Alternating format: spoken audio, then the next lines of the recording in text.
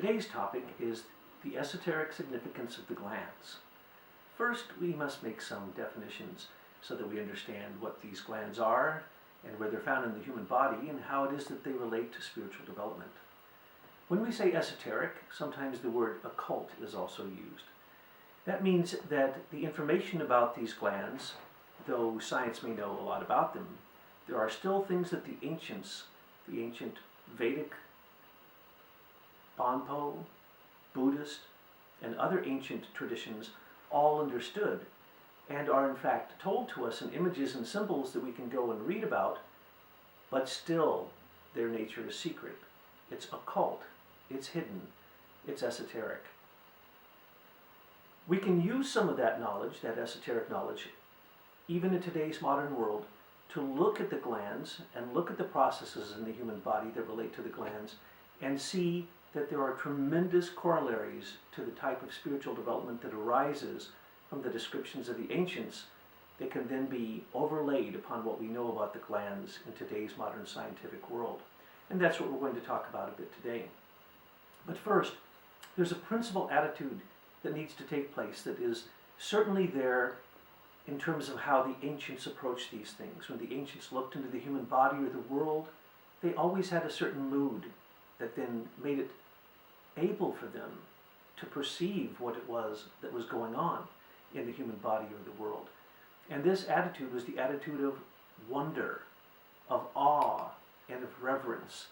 These three things can actually open up your sensory capacities to be able to see things that you wouldn't be able to see otherwise, that are appearing right before you, or that you need to train yourself to develop new sense organs to be able to perceive these things as they're happening.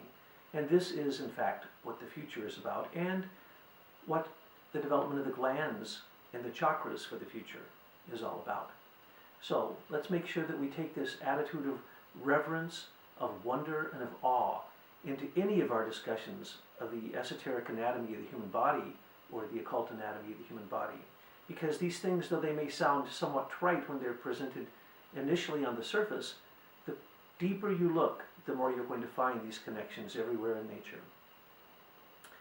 Let's take, for instance, what Rudolf Steiner has to say, because we're speaking in terms of a commentary on the Gospel of Sophia out of what we call neo-anthroposophy. In other words, a synthesis of anthroposophy as the a priori assumption of where we begin our studies. So when we refer to Rudolf Steiner, we're talking about a person whose indications have been so profound and found to be true in modern science through discoveries that are happening all the time, that we can use him as a solid foundation to have an interpretation of the ancients and their clairvoyant insight into these things, and then have a picture of where we're at in the future. Our next talk is going to be on the earthly and cosmic nutrition streams, or what Rudolf Steiner calls the etherization of the blood. This is directly related to the glands and to the chakras. Now let us think for a moment and put ourselves in the capacity to see our human body as a temple of wisdom, filled with wisdom. Everywhere we look outside of ourselves and inside of ourselves, we see wisdom. Wisdom that science can only describe, but cannot replicate in many cases. This type of wisdom pervades the entire universe. Out of the Gospel of Sophia, we know that the being of wisdom is called Sophia. So the more that we look inside of ourselves and we find the human part of Sophia, the Holy Sophia, we can also look outside of ourselves and find the true mother of creation, the Sophia, the mother. And in between goes the being of wisdom called the Kyrioteites, or the daughter, who makes sure that everything between life and death reaches rebirth later. So from the beginning of all time, all Aboriginal cultures worshipped a trinity, and that trinity was the female. Birth, death, and rebirth. As you look at the female body, it is a temple of wisdom that can bring birth and new creation into existence, and this is the wisdom that we're speaking about. Now, each of us is this temple, and in one type of imagistic imagination of this, we can see the temple has 7 pillars. Those 7 pillars are what we now know out of Vedic wisdom, we call the chakras. In modern science, we would call them nerve ganglia. As we move through the body, we can find clusters of nerves in and around the heart, the solar plexus, just below the belly button. Of course, nerves in the second chakra, the genitalia, and at the base of the spine. Also highly developed nerve ganglia in the throat. And then in the head, we of course have the fantastic neurological manifestation of the human brain and the glands that are associated with it. Just as Sophia is threefold, so is the human being. We have thinking in our head, feeling in our hearts, and willing in our limbs or metabolic system. And so also these 7 chakras, or 7 pillars of wisdom, which can also relate to the development of virtues in relationship to these chakras, these 7 have many, many ramifications in creation. One could say that the 7 chakras are directly related to the 7 planets. From planets beyond Saturn are not part of this scheme. So each of the chakras is related to a planet. Each of the chakras is related to one of the 7 ethers, which we'll be speaking of in further talks. But when we talk about the chakras, those are nerves, nerve ganglia. But near each of those nerve ganglia are master glands called endocrine glands. And these glands are ductless glands in most cases, except for the pancreas, which we'll be speaking of. And inside of these glands, they have the capacity to make and or discharge the already existing hormones that are in this gland. These hormones are the master controlling elements even beyond the nerves. These glands control the biological life functions of the body. In Rudolf Steiner's view, he would say that the glands constitute what we call the etheric body, or at least they're a part of the etheric body. They're a master controlling function of the etheric body. And they, in fact, do control the different chakras, these nerve ganglia and the nerves that flow through them. But the glands themselves have capacities that are, in fact, beyond human understanding, beyond scientific comprehension.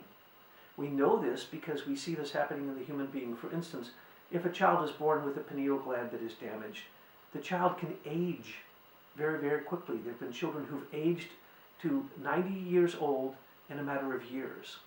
There have also been people who have lived to be 125 and still quite youthful in their nature. Gigantism, huge people, small people, are all determined by your pineal gland. Plus the pineal gland, as one of the 2 master glands in the body, has other functions that are actually beyond us being able to understand. It has evolved over time, and Rudolf Steiner gives us a picture of this evolution from the past. But let us say now that the pineal gland sits in the 4th ventricle. There are 7 chambers in the head, in the brain.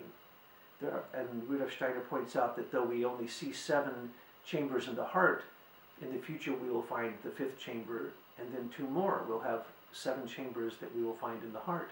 He also points out that the organs beneath our rib cage, those 7 organs, or 6 organs in the heart, relate to our own solar system, the heart being the sun and our organs being the planets.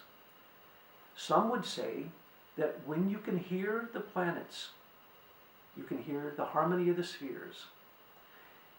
That combined music, when it is in beautiful harmony, creates health in the human body by stimulating the glands with the vibrations that come from those individual planets.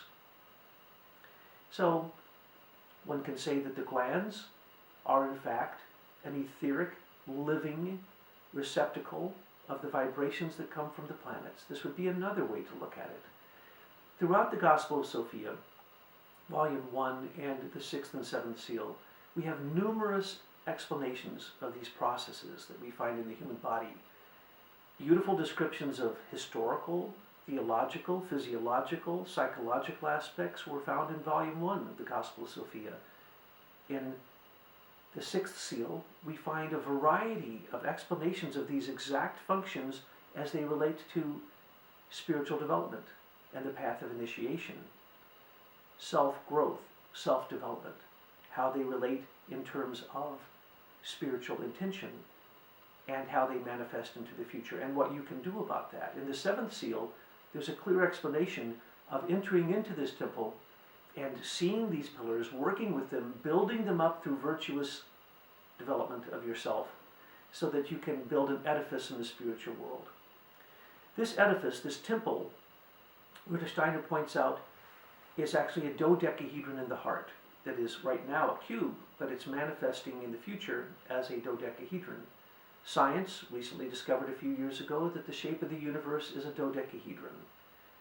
Rudolf Steiner had predicted this years before, many years before, in his astronomy course, just as he predicted the galactic center, where it would be found, the supergalactic center, the center of mass of our own solar system, the fact that the speed of light could be accelerated beyond what we know is the speed of light. All of these things Rudolf Steiner revealed as the direction of the future, and what will happen when our organs, our temple of wisdom, is constructed in the right way, so that the chakras can then develop the higher moral forces that we're supposed to develop in this incarnation.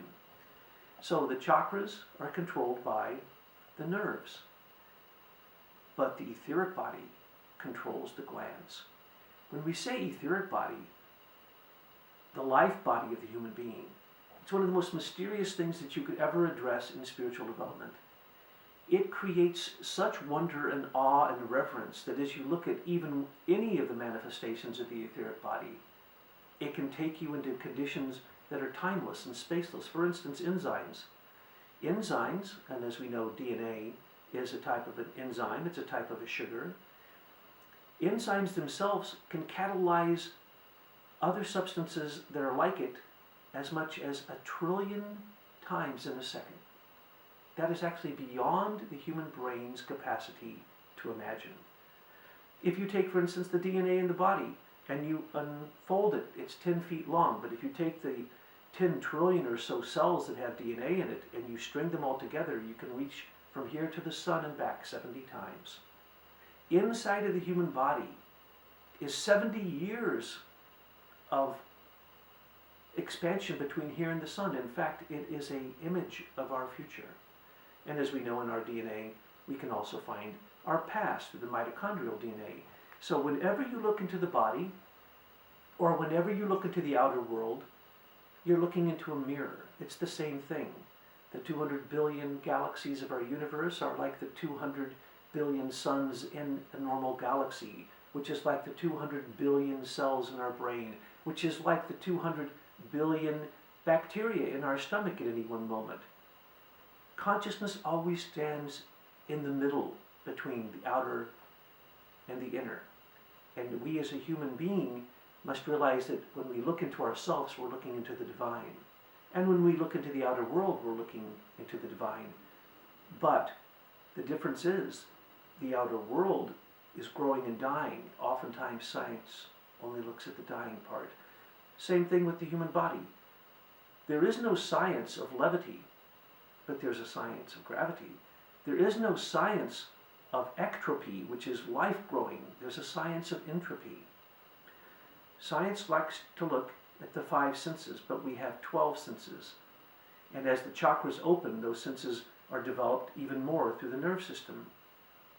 But the chakras and the nerves are controlled. That is your astral body. That's your body of desire. When you desire something, you're doing it with your nerve system.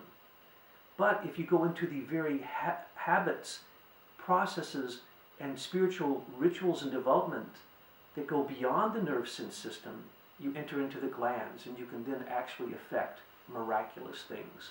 For instance, let's talk about the miraculous character that even modern science knows about the glands. For instance, let's start with the foundation chakra, the chakra that would be at the base of the spine, where ancient Vedic philosophies, Buddhist philosophies say there's a serpent, a kundalini force, an energy that rises up the spine into the head, which we'll speak about in a moment. This serpent, snake force, this force is controlled by the glands of the adrenals. The adrenal glands control the release of adrenaline, cortisol, and other substances that cause the human being in a condition of great fear or flight to have superhuman capacities, to have strength beyond what science would say could be held in a human body. This has been known by people in accidents and traumatic situations having superhuman capacities. What an amazing thing comes from the adrenal glands and how they control that first chakra. And notice that the adrenal glands are up on top of the kidneys, but the first chakra is much lower. Rudolf Steiner points out these 4 lower chakras are the past, the heart is the present, and the 3 upper chakras are the future. The chakras below the heart are hatha yoga, controlled by breath. That's why the yoga of getting your physical body in a proper position can give spiritual awareness. That's the first chakra. Then there's also the breath, there's also air and warmth and fluid natures in these 4 lower chakras. So as we come to the second chakra, the chakra of sex chakra, the ovaries or the testicles of the male or female, those cells demonstrate capacities of being eternal. They are as young at the moment of a man's death as they are at his birth. Sperm cell is created all the time, but it is created perfect. The DNA is not frayed. All other DNA in the body begins to be frayed. How is it then that this chakra has a capacity to in fact look as if it's immortal? And so the study of embryonic cells, stem cells, epithelial cells, all of these things are out of that capacity of generation from the second chakra, which shows the miraculous capacity of the chakras to go beyond even what we know as neurological capacities. The third chakra is called the hara, or the chi, where martial arts says you get all of your energy. But this isn't quite true. It is controlled by the spleen, and the spleen is ruled by Saturn. The spleen controls blood, and it controls the volume of blood, how much old blood there is, how much new blood there is. In fact, it controls the manifestation of the creation of our blood cells. What an amazing wonder that is. The next chakra in the solar plexus is controlled by the pancreas. The pancreas, as we know, is not a ductless gland. It produces enzymes that helps us with digestion. And these miraculous enzymes, literally, as I said before, go beyond human capacity to even understand. But the altar of the human being is in the heart, where love comes. The whole universe is emitting a frequency of 7.83 called the Schumann wave. That's the same exact frequency of the heart. The Tibetans say that there's a Tibetan bowl that is tuned to each of the notes of the chakras that can then open those chakras and help develop them. Well, the heart chakra is controlled by the thymus, which gives you basically the capacity to get anything in your body that's not supposed to be there out. It knows who you are and what's supposed to be there and what's not supposed to be there. And the thymus then controls the entire lymphatic system, T-cell development, and other such things. That's the foundation. That's where we start. But when we move to the first stage of initiation, called imagination, we rise to the realm that is controlled by Mars, or the throat chakra, or the thyroid and the parathyroid, which we know controls the metabolic system, the speed at which you burn, your metabolic rate. Again, a miraculous thing. The size of your body, how thin you are, how large you are, is controlled by your thyroid and its ability to be able to sense the substances that come into your body and take the ones that are supposed to go to the head and take them up and keep the others out. That's also the realm of speech, and it's the realm through speech where images arise. The next chakra is in the brow chakra, and it relates to the pituitary gland. A most wondrous gland. It's called the master gland. It's like the heart. It has 2 parts to it. One can control the blood, one controls the nerves in your body, and when pituitrin is excreted, it actually bathes the blood and the nerves in what the ancients called the dew of heaven, amrita, soma. This comes directly from the pituitary. That happens when the pineal gland is in a specific condition, so that the piezoelectric crystals inside of it that are deposited there through the earthly and cosmic nutrition stream, which we'll speak about in our next talk, when those crystals are present, a piezoelectric charge can jump across the third ventricle, stimulate the So we can see by looking at the glands a beautiful picture of the pillars of wisdom inside of the Temple of Sophia, which is found in our human body and in the outer world. And as we develop these glands through the development of the chakras, we can in fact ascend back to the spiritual world, to the divine from which we came. There are many tools that can help us with that. Some of them are found in Vajra teachings, and they're called Vajra spiritual tools. And just as an example, in case you don't know, this is the shape of a dodecahedron, what we would generally call kind of a soccer ball that's been blown up. But this is also what we will evolve into in the future, that particular shape. This is a picture of the Naga queen who controls the serpent force of the brain. And she rides on the wings of the first and second ventricles of the brain, which look like fantastic wings around the midbrain. And when she has controlled the serpent forces of the brain, she then has, from this conch shell, the dew of immortality. And even the gods had to go there to the well of immortality. For instance, here she is again, the queen of the Nagas, but also this represents Vishnu. And Vishnu rides upon the force from the pineal gland, the corpus quadrigemini that it sits upon. It goes across to the brain, the stem of the midbrain, and then goes into the hypothalamus and into the pituitary, and it is seen as flying down and taking a drink from the well of immortality, and even the gods are nourished by this system, which we will talk about in our next talk.